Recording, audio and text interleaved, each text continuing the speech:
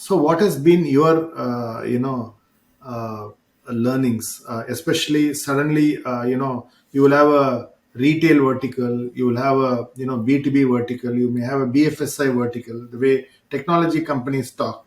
And these are multi-billion dollar businesses, right? And you have to do marketing or do run your global demand center for running, these opportunities. So what are the new marketing elements that you added to the arsenal, and how have you kind of seeded it in the organization, and I would say cross pollinate these learnings, and how can you give me some examples of how you have been able to build it? See, one thing which is very similar to the previous, the number of verticals, what I have handled, the number of verticals, the only difference is the change in the nature of the verticals. Because so that is not something which is, but one thing which is very very different, and very different from as from my particular learning is, even if you talk about any particular vertical, let's say BFSI or any particular, there are multiple sub verticals that you need to really cater to, and everybody has a different ask, and everybody has different point to build in.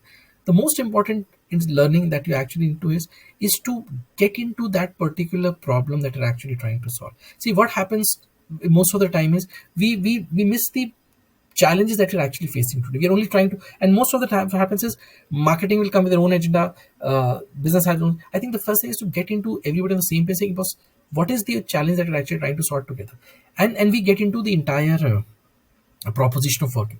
Second learning which I had from my previous thing, which I introduced, and now obviously it's a different ballgame to look, is to get into an integrated marketing communication in the entire particular space to build in, because that is what is very important today. Because How is integrated marketing, in this context for a company of this size or a company of this nature? It's a yeah, so multi-billion dollar it happens is company. ki it has to be treated one by one. So it's, let's say you're solving a problem, let's say for XYZ as a product to look for it, or XYZ as a community, you're talking about, let's say cloud, or you're talking about something as cyber security or something. It has to have a different dimension for that. So you can't have one particular framework saying, well, this will work. No. So you have to dovetail everything, or you have to actually customize that thing or personalize to that particular level. So I may not be requiring all the elements of the integrated marketing communication at the same point of time, but I would requiring four elements for my X particular program to learn for. And second thing is, which is also most important, which has never been a case of learning for me.